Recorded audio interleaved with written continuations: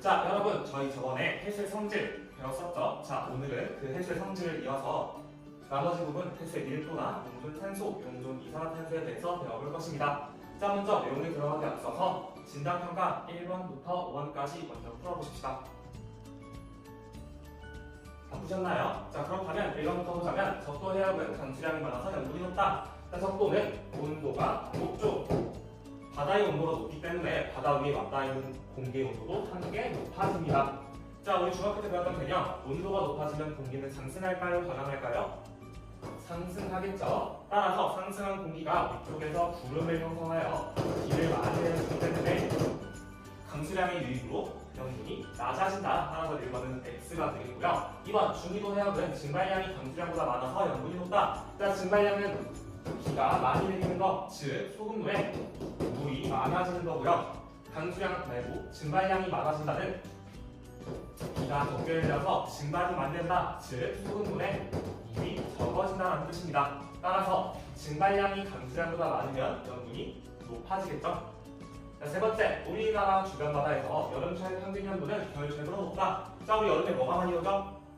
비가 많이 오죠. 따라서 평균 염분은 겨울철보다 낮습니다. 4번, 위도와 같은 곳에서는 주로 표층손이 비슷하다. 자, 우리 표층손을 결정하는 요인은 태양 에너지가 도달하는 면적의 차이였어요. 따라서 고위도로 갈수록 받는 면적이 늘어나기 때문에 태양 복사 에너지 양이 감소했습니다. 그렇기 때문에 위도가 같은 곳에서는 표층손이 비슷하다라고 할 수 있겠네요. 자, 5번, 여름철 표층손은 겨울철보다 높다. 자, 우리 여름과 겨울 중에서 태양 복사 에너지가 많은 곳은 여름이죠. 따라서 여름철 표층손은 겨울철보다 높다라고 할 수 있겠네요. 자, 그렇다면 오늘의 학습 목표는 해수의 성질을 설명할 수 있어야 되고, 밀도가 다른 두 수계가 있을 때 두 수계의 움직임을 예측할 수 있어야 되고, 모든과 의소통하여 소위 결과를 현명적으로 정리할 수 있는 게 오늘의 학습 목표가 되겠습니다. 자, 그렇다면 모든 길이 앉아있으니까 우리 활동지 1번 수업 시간에 배운 내용을 참고하여 모든별로 염분과 수온에 따른 밀도와의 관계를 그래프로 나타내보는 활동을 지금 해보고, 그래프를 그리고 난 다음에 자유롭게 그렇게 그린 이유를 설명하는 활동을 진행해보도록 합시다. 네, 모두 다 잘 그려주셨고요. 자, 다음으로는 수심에 따른 해수의 특성에 대해 생각해보면서 수심이 깊어질수록 해수에 녹아있는 산소의 농도와 수심이 깊어질수록 해수에 녹아있는 이산화탄소의 농도, 수심이 깊어질수록 해수의 밀도의 변화에 대해서 채워보는 활동을 진행해보도록 합시다. 자, 모두 잘 채워주셨으면 이제 제대로 된 수업에 들어가서 수심에 따른 용존기체에 대해서 알아봅시다. 자, 우리 용존기체는 대부분 산소와 이산화탄소에 대해서 보게 될 텐데, O2가 산소고 CO2가 이산화탄소의 농도를 나타낸 것입니다. 자, 먼저 용존기체가 무엇을 의미할까요? 네, 맞습니다. 용존기체는 해수에 녹아있는 기체의 양으로 산소 같은 경우에는 표층에서 많은 경향성을 보이고 있고, 이산화탄소 같은 경우에는 표층에서 적은 경향성을 보이고 있습니다. 자, 이를 확대해서 산소 따로 이산화탄소를 그려보면은 X축이 농도, Y축이 pp.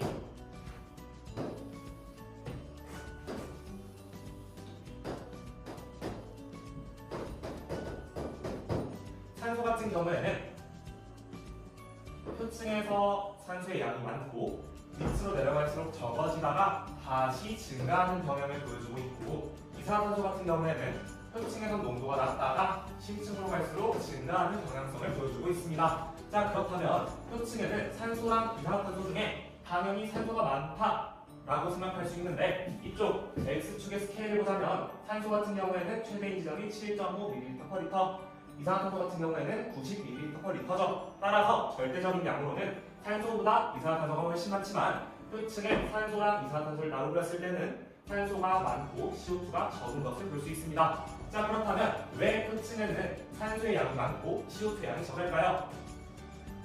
그 이유는 바다 표면에는 여러 해조류와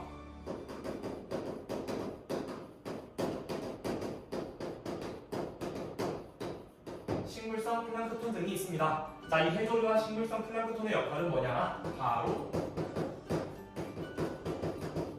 광합성을 진행하는 역할을 합니다. 자, 광합성이란 내기에서 CO2를 O2로 만들어주는데 무엇을 통해서 O2로 만들어주냐? 바로 빛 및 에너지를 통해서 CO2를 O2로 전하는 기자를 광합성이라고 합니다. 따라서 햇빛이 도달하는 토층에서는 광합성이 활발하게 일어나기 때문에 CO2는 사라지게 되고 O2가 증가하는 경향, 따라서 O2는 토층에서 많아지고 CO2는 적은 경향을 보여주게 됩니다.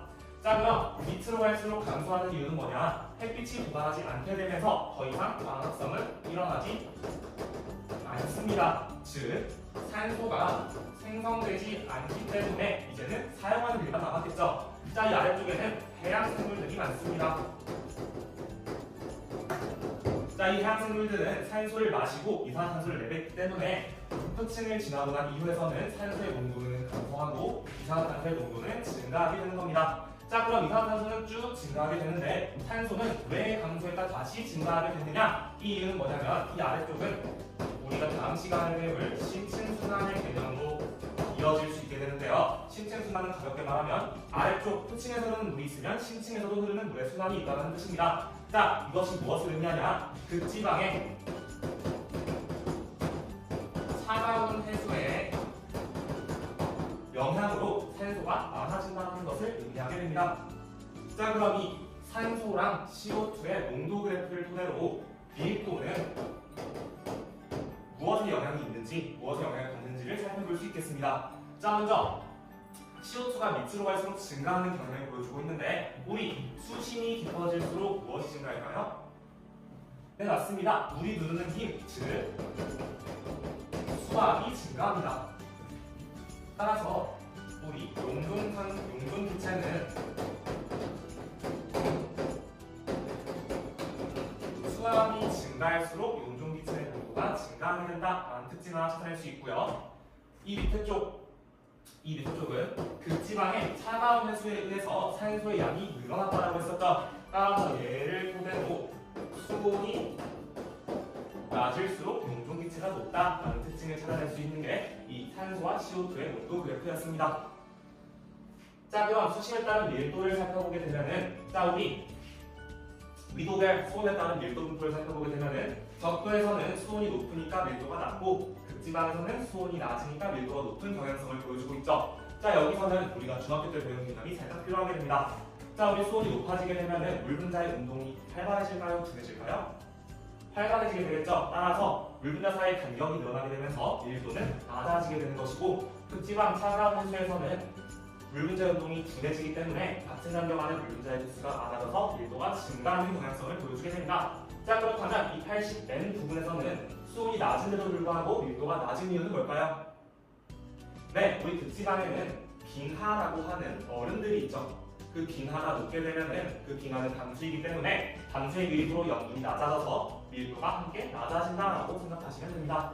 자, 얘는 연직 수온 분포에 따른 밀도의 관계인데요. 자, 우리 토층은 온도가 높았죠. 온도가 높으면 밀도가 낮기 때문에 이 수온 그래프와 밀도 그래프는 반대의 경향성을 가지고 있다라고 생각하시면 됩니다. 자, 그러면 이 그래프를 토대로 우리가 밀도랑 수온의 관계, 밀도랑 염분의 관계를 생각해 볼 수 있습니다. 자, 먼저 수온이 높아질수록 밀도는 낮아졌기 때문에 밀도는 수온에 반비례한다라고 우리가 생각할 수 있게 되고요. 이쪽 극지방에선 빙하의 융해로 인해서, 즉 빙하가 녹음으로 인해서 담수의 유입 때문에 염분이 낮아져서 밀도가 낮아졌다라고 했기 때문에 염분은 밀도에 비례한다라고 표현할 수 있게 됩니다. 자, 그러면 우리가 이 수온과 염분과 밀도와의 관계를 한 번에 나타내고 싶어서 TS도라는 수온 염분 그래프를 나타내고 싶어요. 수온 염분 그래프를 그려보면은 수온이 낮을수록 염분이 높을수록 밀도는 증가한다라고 했기 때문에 밀도는 일단 이러한 방향으로 갈수록 증가하는 경향성을 보여주게 될 것이고요. 밀도를 표현하기 위해서 가운데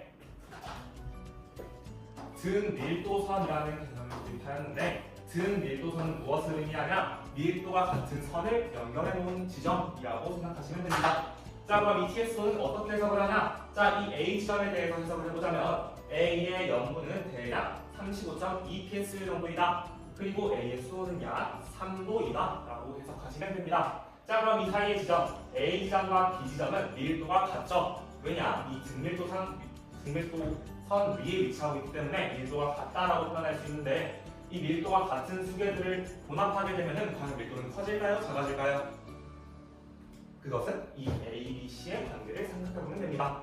자, 이 A의 수계와 B의 수계를 섞게 되면은 수온은 B의 수계와 A의 수계의 중간 지점인 이 지점쯤이 될 것이고요. 염분도 마찬가지. B의 염분과 A의 염분을 혼합하게 되면은 B의 염분과 A의 염분의 중점인 이 지점 C점에 위치하고 있게 될 것입니다. 자, 그런데 우리 아까 밀도는 오른쪽 아래로 갈수록 증가한다고 배웠죠. 따라서 밀도가 같은 두 수계를 혼합하였을 때는 그 같은 수계보다 항상 밀도가 크다라는 특징을 가지고 있게 됩니다. 그 이유는 이 등밀도선이 선형의 그래프가 아니라 휘어지는 곡선형의 그래프이기 때문에 얘가 더 크다라고 해석하시면 됩니다. 자, 마지막으로 수온약층, 밀도약층, 염분약층에 대한 개념이 있는데, 이 수온약층 같은 경우에는 표층 해수와 심층 해수의 온도 차이 때문에 수온이 급격하게 내려가는 층을 수온약층이라고 배웠죠. 자, 이 밀도약층과 염분약층도 마찬가지입니다. 표층에는 수온이 높기 때문에 밀도가 낮고, 심층은 수온이 낮기 때문에 밀도가 큰데 그 지점에 차이가 생기게 됩니다. 따라서 밀도가 작은 지점에서 밀도가 큰 지점으로 한 번에 확 변하는 층을 우리가 밀도약층이라고 표현하게 될 것이고, 염분도 마찬가지. 표층엔 염분이 낮고 심층엔 염분이 많아서 그 지점을 이어주는 염분이 확 한 번에 커지게 되는 지점이 존재를 하는데, 그 지점을 우리는 염분약층이라고 표현할 수 있습니다. 자, 그럼 우리 아까 밀도와 수온의 관계, 밀도와 염분의 관계를 생각했다시피 밀도는 수온에 반비례하고 밀도는 염분에 비례한다라는 것을 알 수 있게 됩니다. 자, 그럼 모든 학습, 밀도가 서로 다른 두 수기를 섞을 때 두 수기의 움직임을 예측해보고 해수의 결빙 시 밀도의 변화를 서술하시오 라는 문제가 있습니다. 한번 해볼까요?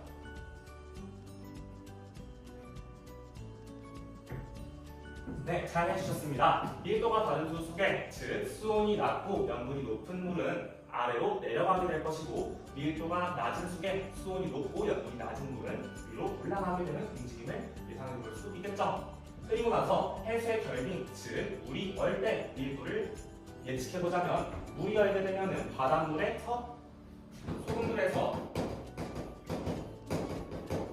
물이 적어지게 되겠죠. 따라서 염분이 증가하기 때문에 밀도는 증가하게 된다라고 알아볼 수 있게 됩니다.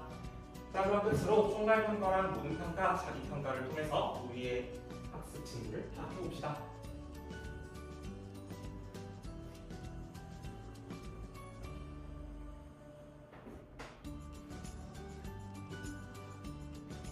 네, 잘 풀어주셨습니다. 자, 우리 다음 시간에는 대기와 해양의 상호작용 중에 대기 대순환과 해양의 표층순환에 대해서 공부를 할 것입니다. 이를 끝으로 우리 모두 오늘 배운 내용을 잘 복습해서 다음 시간에 봅시다.